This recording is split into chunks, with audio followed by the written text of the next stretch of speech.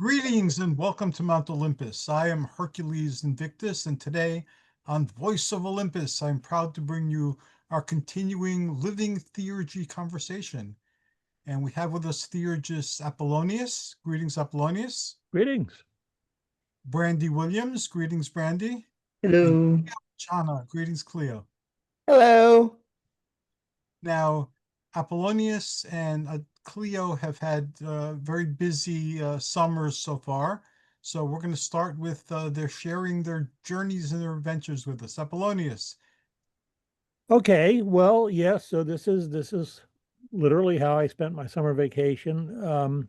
So I try and do most of my kind of big travel in the summer, in the spring to early summer, and that's what I did this year. So I made two trips um, to Europe. Um, One was to attend a regular meeting in the Rome area, a philosophy conference, essentially. Um, but as I usually do, I matched that up with another just purely personal trip. So I spent a week in Florence, um, the sort of ground zero for the Italian Renaissance and all of the stuff that comes out of that, including Renaissance magic. Um, and so it was very nice to be able to, visit a lot of the sites there and so forth. I did all of the usual sorts of things that you would normally do when you go to Florence. So viewing all of the various art museums and archaeological museums and the various Renaissance palaces and things like that. Um, and I mean, it's just, as as you know or might expect, seeing some of these works of art that you've only seen in books and stuff like that, it's just mind-boggling.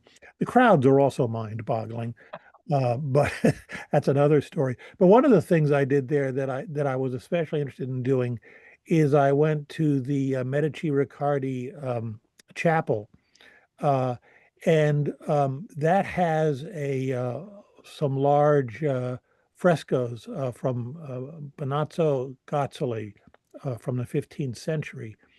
And if you've ever, seen read anything online, like on Wikipedia, about George Gemistothe Plethone, uh, you've probably seen a picture, which is scholars think is a picture of him, and it's actually from this very large fresco.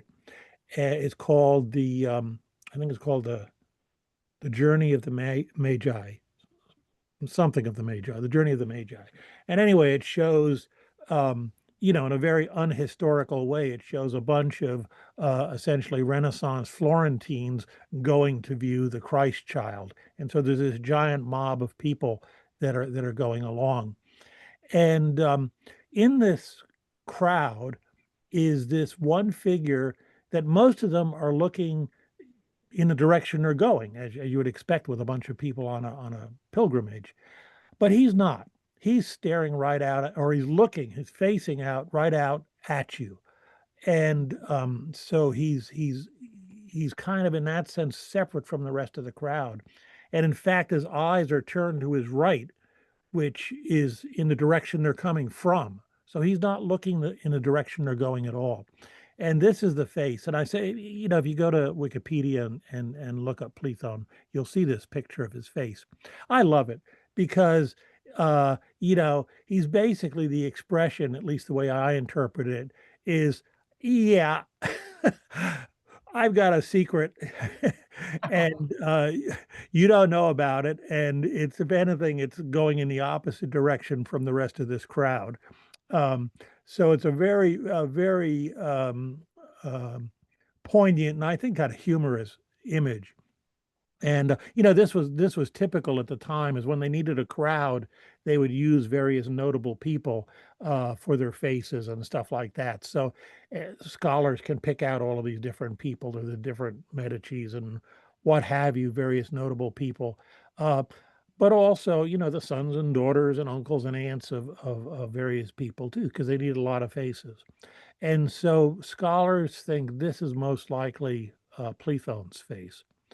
And because there's the only other portrait of him that's we know of is when he was very young, and it's not obvious that it's the same person, but it's not obvious that it's not either. So it's but anyway, they think this is probably him. So I wanted to go and see that. I've used that picture many times in talks and stuff like that, but I wanted to actually go and see it there, and so that was very nice to be able to see that. So I took lots of pictures of that, of course.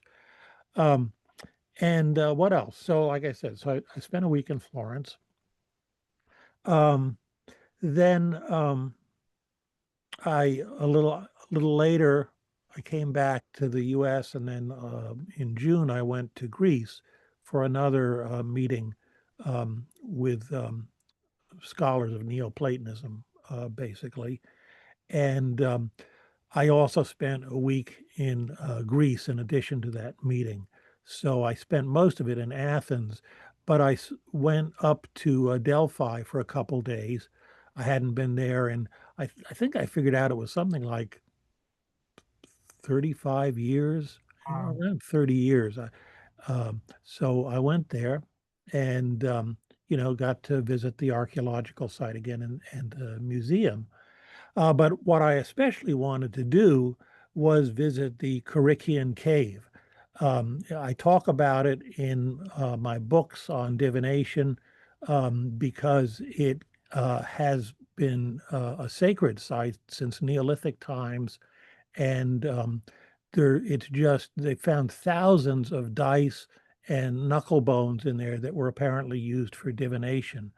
And it's about 7 miles from Delphi and further up Mount Parnassus. And the idea is that originally it was the divination practices, dedicated to an earth goddess, uh, Gaia, or um, possibly Themis, um, and that essentially was brought down to Delphi and sort of transplanted to the Delphic oracle. And so there's a whole bunch of reasons for thinking this and a bunch of connections. Can I discuss some of this in my books? So that was kind of a pilgrimage for me. So I hiked up Mount Parnassus with no shade on a very hot day, and got up to the top where the Corichian cave is, and which is what this image is behind me, is in the cave. And people go up there. You may be able to see in the image a spiral of stones that some people have made in there. There's other sorts of altars and things that people have set up. So it's obviously still a place where people go and not just visit, but have some devotional activities as well. Um, so that was very exciting for me to be able to go up there and spend some time in the cave. Um, by myself. And so that was one of the main activities, beyond, again, visiting archaeological sites and museums and the usual sort of stuff that I did in Athens too. And I also took a day trip down to Mycenae to see the Mycenaean ruins. So the Lion's Gate and the so-called Treasury of Atreus and all of those things, which are quite remarkable. I mean, they really are. They're titanic in the sense of the huge stones that have been put together in the scale of some of these palaces and fortifications and things like that. So Renaissance Florence and Greece were kind of my two major travel activities. And then in July, I gave a talk on Plethon and my book on Plethon at Mystic South, which is held every year in Atlanta. Saw Clio there, of course, and it was really good. I like that conference. It's a hotel conference. And it just got a good vibe. Everyone's very friendly and supportive, and everyone's working in different traditions and doing different kinds of magic and what have you. But it's a very cooperative kind of and friendly kind of conference, and with, I think, very high quality um, papers and workshops as well. So that's Wow. pretty much, what that occupied, a good hunk of my spring and early summer. Um, and so I'm in one place now for a while and trying to catch up on things still. As you spoke, I could see you in different times throughout history, from antiquity to the modern time, making the same types of journeys, speaking to the same type of people about the same type of things and visiting the same places. So you took us beyond time, Apollonius. Thank you. Well, and just if I just want to say one more thing, in viewing these Renaissance palaces, and of course the art, so much of it is classical art. The Pitti Palace. There's room after room decorated with Greek and Roman gods. Um, and I mean, you could almost believe that these were made in a pagan culture. It was obviously in a culture that very much um, appreciated classical paganism. So yeah, it was kind of a time traveling, even when I was in the Renaissance uh, places. Thank you so very much for sharing all that with us. Sure. We move on now to Brandy. Brandy, how's your summer going so far? I'm having a quiet summer. I have to talking about or listening about Mycenae. The Greek reporter had a story a couple of days ago. DNA analysis reveals Minoan and Mycenaean genetic origins.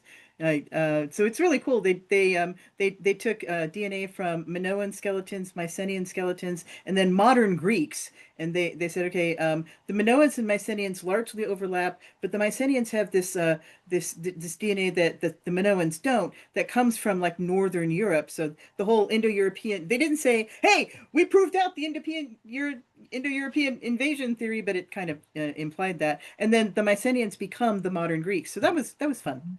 I put the link in the chat.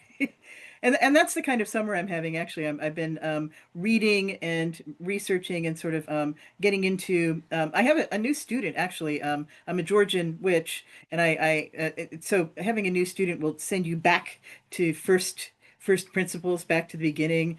So I have rat holed really badly into the origins of the witchcraft circle. I've got, my Key of Solomon next to me, and and I just deep into detail. I wanted to bring a book to our attention because this just was published. So for European pagan history, the best book until now has been History of Pagan Europe. I have it in front of me.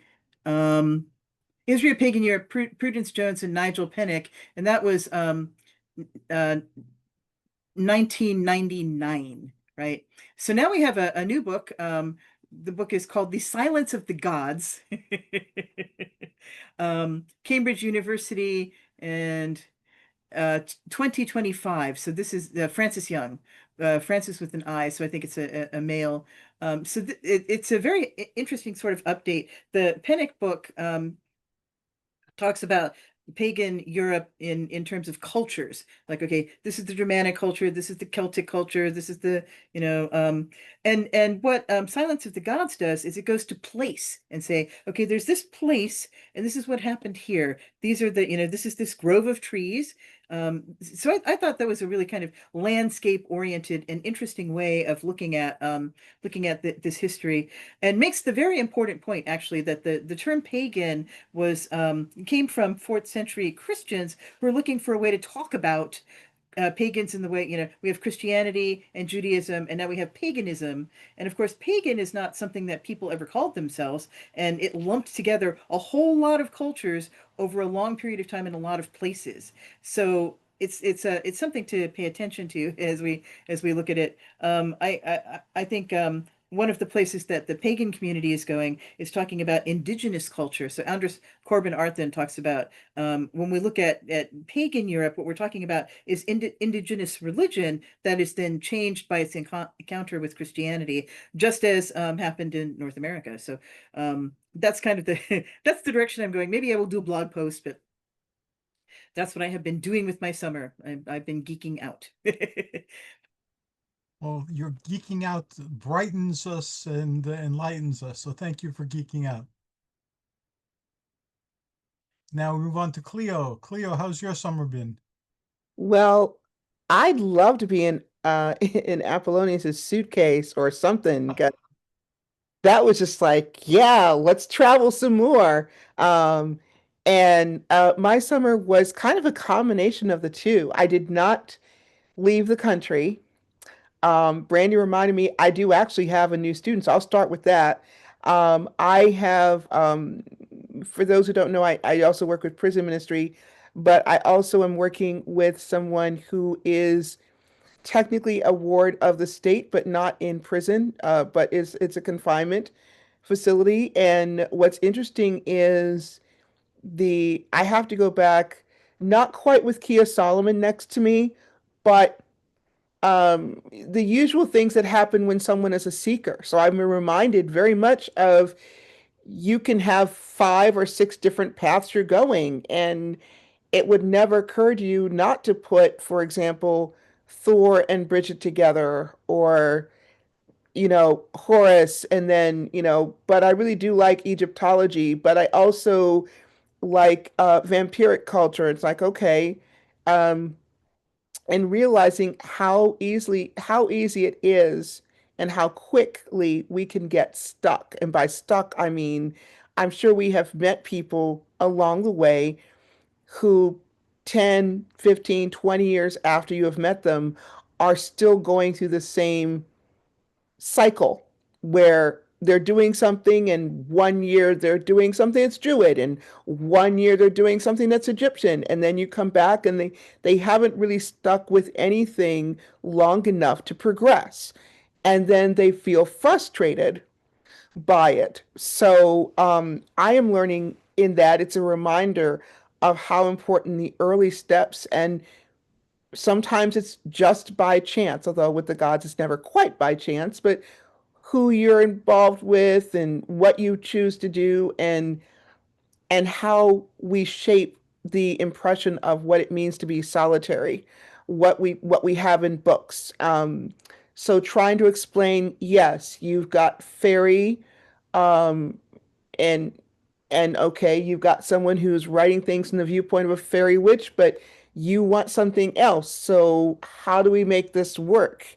You have someone who you're considering because your ancestors are Norwegian, so we can sort of and Germanic, Norwegian, we can deal with Thor. That's fine. But then what happens? But you really, really, really want to deal with Bridget. Okay, I suppose you can kind of make it work, but it's not the same. And then somehow you've got Set in there, which can, again, it's like, can something work? And if it does, what do you have to do to change it? And you realize when you're going through, well, there are just some things that you haven't thought about. Literally, there are things that are being brought up I haven't thought about in 15 years. Haven't needed to. And it's because everyone I know who's gone through several paths spent a time with one thing and then a time with something else. They did not go back and forth, and it wasn't as extreme. The other part that I have found frustrating but necessary is how to deal with the administrative barriers to religious worship and observance. So if you are in a confined facility, for example, there are books that I recommended, like I think it's Patricia Telesco's Which Witch is Which. And so you can order it, but it's not a brand new book that is from a bookseller. It is used. So if it's used, they can't have it in. But if they can go to a bookstore and order it at a bookstore and get it at the bookstore, even if it is used at the bookstore, they can bring that back. It does not make sense to me, but it's those kind of things you're running into that are from the outside very normal. But from a religious point of view, I don't think there would be an issue as much if we were talking about a monotheist, traditional one path. So Christian, Jewish, Islam, I don't think it would be an issue. And so you have that. The other part that I found very interesting with the students, it's had me make sure about clarification of explanations and why we pick the deities we pick, if we're picking deities at all. Not everyone wants deities. Some people want elements. And so that's also it's been not even 2 months, and it's been okay, so why are we doing this? And for that, big thank you. I think everyone should thank whoever taught them in the first place, whether it's your parents or whether it's the first group you went to, because they had to have incredible patience. And I forgot you needed patience, a lot of patience. And then second, realizing that everything is never going to be completely straight. You hope it's straight, but it's just not. And that's actually been the joy of this experience. So thank you, Brandy, for reminding me of the joys of having a new student, and how to go through things with a circle, and how we have not just circle setup, but how we're actually doing it and where we're starting, because some traditions start in the north and some start in the east, and yeah. In terms of conferences, Mystic South was my first in July. And what I really enjoyed was I have been doing a couple of conferences where I've looked at transnational feminism, which I think this time I did it on the interpretation, feminist interpretation of 21st century pagan voice. Last year it was on the crones and cronehood, because there are things we don't talk about as much, that, okay, you've got a theory that's not necessarily used for paganism, but we are a minority within a minority. Depending on what flavor you're doing, you could be, triple minority, it doesn't matter. And I wanted to look at it because it addresses inequality and oppression. And if you look at transnational feminism, that allows you to address diverse forms of oppression on a global scale. So it's not just you're in one country, but we have a lot of things, especially with our current environment, where this is power dynamics are shifting how safe it is to be practicing and being what we are. And so that is why I wanted to bring it up. And it was very well received, and I liked bringing in the idea of the subaltern, which in Gramsci's case, his classic, Can the Subaltern Speak? He was talking about the problem of the classes and the underprivileged in Italy, southern Italy, but you could just as well apply that to any group that you have that's pagan, heathen, polytheist, and where they are, how they're doing, and what's going on. And that is sadly what it appears that we're kind of going towards. And so I figured if you name it, then people can recognize it and we can fight it. And that's what all three of the conferences I went to, very different. Only one dealt with religious things, and that was Mystic South, but all three of them had something about standing up for your rights, recognizing, not being afraid to hide. Don't hide in the shadows, come out and say something. Sort of like a reverse TSA, except it's not going to the TSA. It's like, if you see something, say something. We all see something. Are we all saying something? And sometimes people are, and sometimes people are not.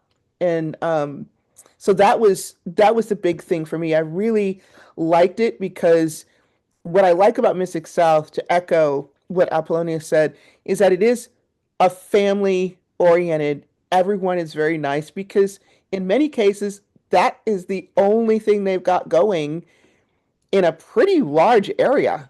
There are people I only see them there once a year, but they're coming from hours away where they may be the only person doing anything close to what they're doing. And they sort of pop out of the woodwork and come down to a hotel where it could be safe. Atlanta's a pretty safe place to be. And they can have community. And then they can fill themselves up for the year, feel nourished, and then they come back in the summer again. And that's the best of having a gathering that's at a hotel, because you can sort of blend in and be anonymous.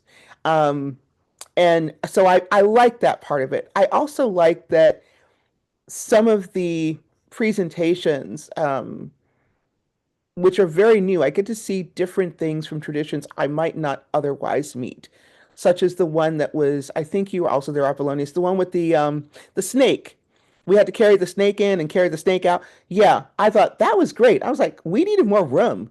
Um, I mean, the snake is out in this big. I'm like, where are we going with this? And that's the kind of thing that nobody cares, but it's also very inviting. So for anyone who is listening or watching this, Mystic South Atlanta, it's in mid-July. Um, and I think it's mysticsouth.com or .org.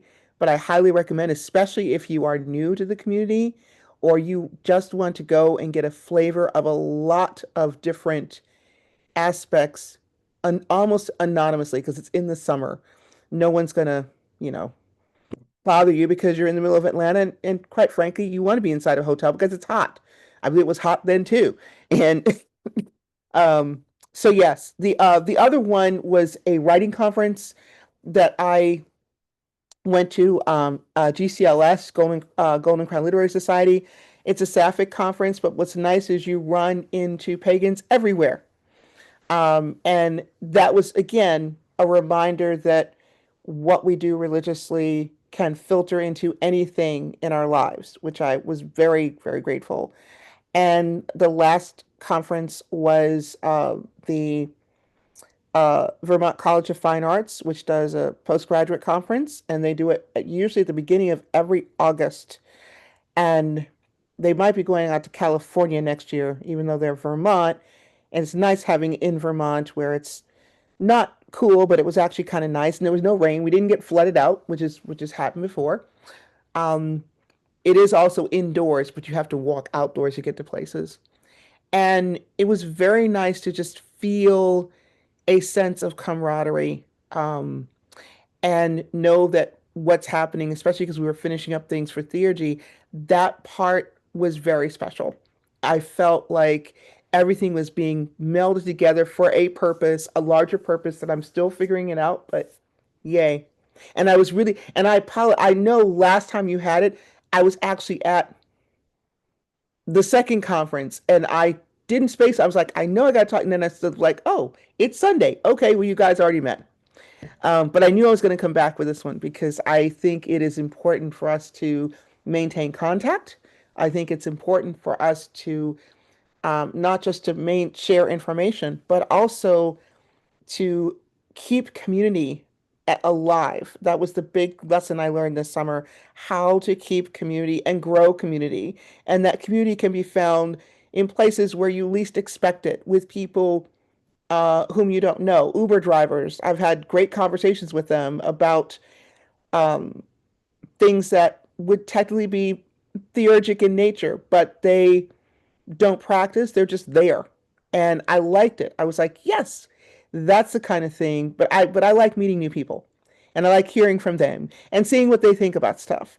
And of course, with the new student, I love the crazy questions that come up because no question is ever stupid or dumb. And inevitably someone will say, well, what about this? I'm like, okay.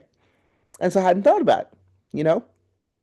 For example, do you actually make a clear distinction? I know a lot of people do, with the waxing half of the month and the waning half of the month in terms of how you're casting for every single day, including whether you're separating between dark moon and new moon. That's a question I haven't had in a very long time. So then we had to go back over it.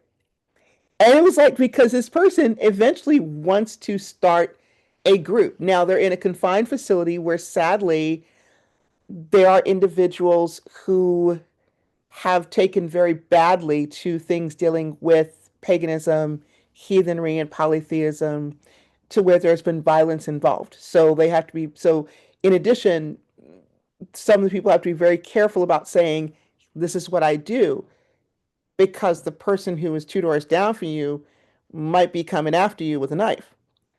And that's a pretty serious thing. Yeah. It's an institution for a reason. And you have people who are different levels. And so that's a part of our community. I will say right now that in the time I've been doing this, and it's been 12 years, going on 13, we have not had a lot of service for individuals who are in our community, coming in our community, actually want to learn more because we don't have enough people serving. So that's the other thing that I've been spending part of my summer doing is finding people who want to serve. Have Wow. not been successful, but if you find if anyone's doing this and just you don't have to come to Minnesota. That's where I am. Go to your local state. They will welcome you. They may give you a headache, but they'll welcome you. Wow. You've taken us to very many places, both internal and external, and you've given us a lot to think about. Thank you. No, thank you, Hercules. You make it all possible. So thank you. Thank you. Um, the only thing I have to share is I had a lot of changes in my life. So this is a time of redefinition for me. What can I do? What can't I do? What do I need to fight? What can I accept? And so forth. And it's brought me back to, again, some very fundamental questions, including some ones I answer several times in my life, like, am I living or am I being lived? Because I'm finding now as I search answers, as you had mentioned, all of a sudden things reconnect in weird ways. And I was thinking of actually just like retiring, like doing the podcast, writing maybe, and just again doing that. And that would be fine with me. But then I had a dream, and every time I have this dream, I wind up doing a lot of public activity. So I guess the universe wants me to do public activity because every time I have this dream, there's been substantial public activity. I have a group that's been meeting in my house now for a few years, and they're of different orientations. Some are Christians, some are Jewish, some are pagans, some are witches, uh, some are occultists of various stripes, including Thelemites, and uh, just a very strange combination of people. And in working with me, because I focus on, I'm a doing type of person.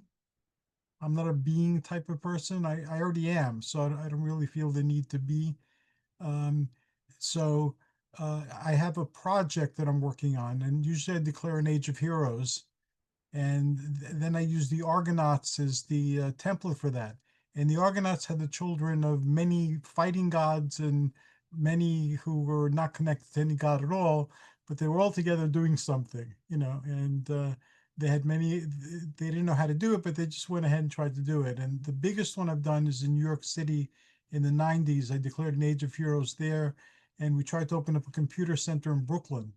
So we had not only we had people from really opposing views. We had like Catholics and Satanists, contributing time and energy to making this happen. We had werewolves, we had vampires. Everybody wanted to help open up a computer center in Brooklyn. So they don't normally have a place to dedicate the service, but I would accept if they wanted to work with us on the project and you wanted to dedicate it to whatever uh, deity you serve, then fine, the deity's welcome as long as they don't interfere with what we're doing. They're welcome, and we're good. So the same thing is now, and because again I'm older and they're older, we're not as young as we once were. A lot of questions come out, and do you guys remember when we spent a lot of time discussing oaths? Yes. A lot of these people are people who belong to occult traditions and are pretty advanced initiates or were advanced initiates. And so whatever we do on the Age of Heroes, we've been discussing too. And I said right out that I discussed the oaths with you guys for like over a year. We discussed it on and off. And what we had decided, I don't want to discuss it again, but I'd like we just, pick up from there. So we're not doing any oaths, no oaths of secrecy, no oaths of anything. It's just, this is information. This is what we're working towards. If you want to help out, great. If you don't want to help out, great. And so far, we have some interesting deities involved. We have Nuit, we have Medea, we have all sorts of Circe, the Morrigan. We got all sorts of interesting people connected to interesting deities participating. So again, what I'm working on now, a lot of the issues, I find that I've gathered and kept the books and the information that dealt with these issues throughout my entire life and never got rid of them for some reason. And now I need all these, and I wouldn't be able to afford finding them, but here they are. I have everything I need right now. And the intelligences that I interact with, be they inner or outer intelligences, again, that's open to question, but still I interact with them. Um, asked me to look at some things that have happened in my life in a new way, like look at it from a slightly different angle. And all of a sudden I see that I was being taught what I needed to know without my knowing that I was being taught what I need to know. And all this knowledge I acquired about certain topics and all these experiences I had with very much people didn't serve me when they happened, or at least I didn't see why they were relevant or important, other than they were part of life and I experienced it. But now all of a sudden, all that stuff is invaluable. And I realized that I couldn't do a lot of the things I'm doing if I didn't have those experiences. But then it raises again the question: am I living or am I being being lived? So that's where I am, and that's what I've been doing most of the summer so far. Well, see, that question, my first one back to you is, what is your answer to that now? Do you feel as though you are now living and that before you were being lived, or vice versa? Or is it still at this stage in your life up in the air? I feel that I'm a being of energy and a being of light, primarily and essentially. I've chosen to be me and to wear an archetypal garment, and that archetypal garment has chosen to become me. So it's not like it's not two separate things. It's part of the same thing, but I feel that they're together. I've never felt that I'm going someplace, so I don't have to earn anything. I felt that I come from someplace and I'm going back there. So here I am now, and I've always had the sense that it's like a working vacation, so I'm here to travel around and experience things. The Herculean mythos has always held to the great importance of the human experience. And that's popped up throughout the occultism of Hercules and the spirituality of Hercules, and even in the Sword and Sandal movies, where both Steve Reeves and The Rock both express that sentiment. First and last of the Sword and Sandal movies made about Hercules, that there is something precious about human life the way it is now. And the human life is rough, even for gods. And we have our mythologies and our holy books to show us how tough human life is to mythical beings, and how they could really screw up and, affect things in a very negative way because humanity's rough. So you cut humanity some slack and you cut yourself some slack. And as long as you're trying to do the best that you can, nobody can expect more from you. So I know that doesn't really answer your question, but it's the only way I can answer the question. Actually, it kind of does. I mean, I'm just taking from what you said. You are living. You are not being lived. You are living. Now, how you choose to do that's up to you. But I mean, that's what I'm choosing to get from what you answered. And I loved how you answered it, by the way, Well, thank you. because it makes me wonder for those of us I took as my namesake, I thought by accident, but probably not at this point, um, Clio, and just the idea of um, what it means when you take on. And I don't know any of your names, Brandy, but Apollonius, you took on Apollonius, so you take on that you take on the quality nature of the god. And I think when you do that as part of your name, whether you keep the name publicly or not, it implies and it gives a sense of obligation and also a sense of purpose, additional purpose to whatever it is you're doing. So yes, and I remember being very admiring of all the stuff you were doing before. And do you remember I asked you months ago, probably well over a year ago, about your name? And when Hmm. you talked about it with the Herculean um, journey, and it made me think, well, yes, the labors and what you've gone through, and it's never over. It's just you add something else to it, and then you have a challenge and you rise to the challenge, and then you go through and accomplish the challenge, and then you keep going. And that's what it means because of what you have chosen. So thank you. Wow, we had a little less time today because we started later, but this has been a information and wisdom packed episode. Wow. And our journey is almost over. We have less than 10 minutes, and I'd like to hear what is coming out soon for everybody. Our book is coming out for all of us in November, so that's amazing. And Apollonius, you're so prolific that there's always something coming out or that came out between the times we've talked. What's new and exciting? Well, I've been teaching some classes for Magic U, so I'll be doing that mostly through this month, and I've got a couple more I'll teach. They're in the ancient Greek spiritual and magical traditions. The one I'm doing on Sunday actually is about the ancient Greek alphabet oracle. And actually, a little project I just finished today was I don't know if any of you have done any of this or not, but there's this system of Greek gematria, isosophia, that the Greek letters have numerical values just like the Hebrew letters, and so you can find esoteric connections between words that have the same sum, and it's always been, it's very easy to compute it. And in fact, I've got an online calculator to, compute the numerical value of any Greek word. But then the opposite thing is not so easy. It's like, well, what other words have this same value? So I took the whole Liddell, Scott, and Jones lexicon and I computed the isosephic value for every word in it. And then I sorted it by that value, and I put that out online on my website now.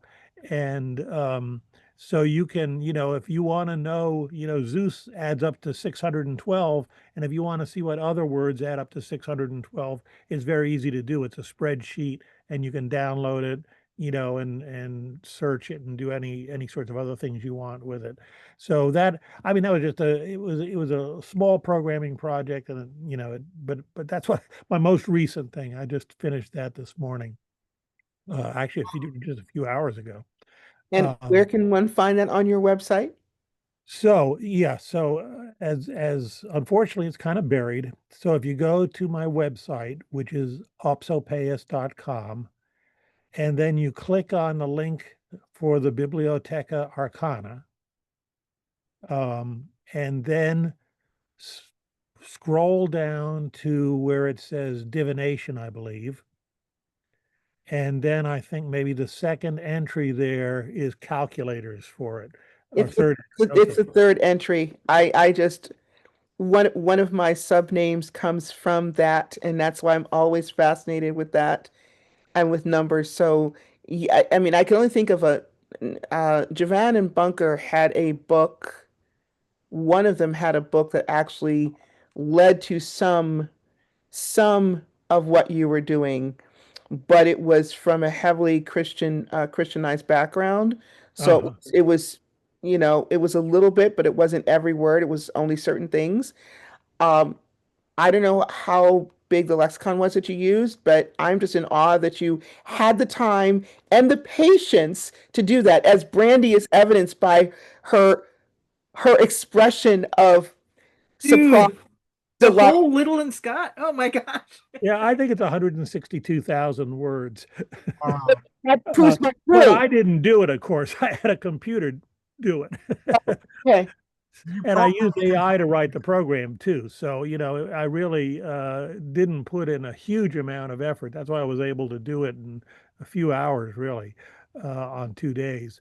But yeah, I was like, yeah, you find appendices every so often that'll have, maybe even a couple hundred words, but they may not be the ones you want, and so you wonder what else there are. So I figured I just do them all. You're going to publish it, Apollonius? No, it's on the web, so anyone can download. I mean, it's just a big table of numbers and Greek words, so it's nothing really to publish, but it's out there as an Excel spreadsheet, and it's in a couple other forms as well. So anybody can download it. It's about 2 megabytes, so it's not huge. It doesn't have the definitions of the words or anything. It's just the number and the word, you know. But it's yeah, it's now using it. I've been experimenting with it in, doing some isocephalic investigations, and that takes a lot of effort. So that's maybe my next thing is I'm actually looking at, in connection with the alphabet oracle, is that one of the things you can do is actually expand each letter into its name. So you take the letter alpha and you expand it into alpha, alpha, lambda, phi, alpha. And then you compute the isocephalic value for that. So each of the Greek letters you can spell out and then compute its isocephalic value. And that it's essentially, it's kind of like a manifestation of the letter. So the letter itself is sort of henatic, and then when it's split out into the individual letters that spell it, that's like a lower level of manifestation. So I'm working on that now and sort of taking them all down to the next level. But that takes a lot of work, because just because you've got this table, like I think Zeus, which is 612, I think I saw that there were 63 words that all had a sum of 612. So you kind of have to look at all of them and say, well, is this significant, or is it just random? And typically you also look at the words whose count is one greater or one less. So when you do that, I think it was like 128 or something. So, so and that is a process, because you're looking for meaning, and especially sort of occult meaning. That's something where you have to use your mind and your intuition. That's not something that can be computerized. So the database, as I call it, is just a tool then for the hard work. So that's what I'm going to be spending some time on next. But who knows? Impressive. Brandy, how about with you? Is anything coming out in near future? Actually, I don't know if I mentioned this the last time. I'm getting a little bit more involved in the local community. So there is a person in Shelton, Washington, who is spearheading a spiral dance, a version of the spiral dance, which it started with the reclaiming community. It's a ritual that happens around Samhain, and it's a dance, and it's altars to the ancestors and the mighty dead and that kind of thing. So I am helping to organize that, and I'm really looking forward to it.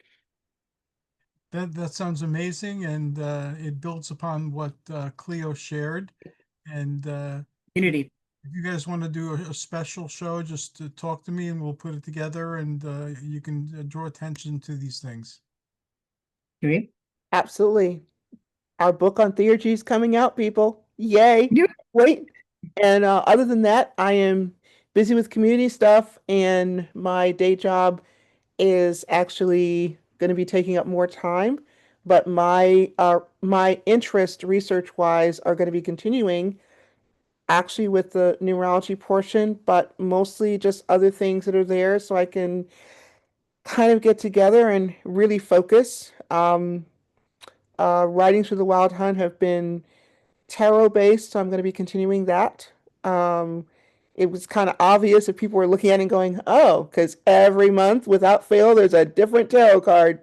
And yes, if you're keeping count, that means September's coming up and it's going to be the moon. That'll be interesting. So yes. And then we'll start with something new in January. Thank you very much. And I'm recruiting Argonauts. And Argonauts, I define them as people who join whatever adventure we happen to be working on, and they're part of that adventure. And I'm also recruiting Hercules, which Americans pronounce Heraclidae, which is like the tribe of the descendants of Hercules. And that's people who are doing their own thing, who want to just work with other people who might be interested, and we can give them what support we can to do their own thing better. So anyway, thank you so very much. I've enjoyed our conversation, as I always do, and I consider this a blessing. So thank you all for blessing me with your presence, with your words, and with your deep insights. I've benefited greatly. Same here. Thank you for very doing much. this, Hercules. It's Wonderful. Good night. Good Night. night.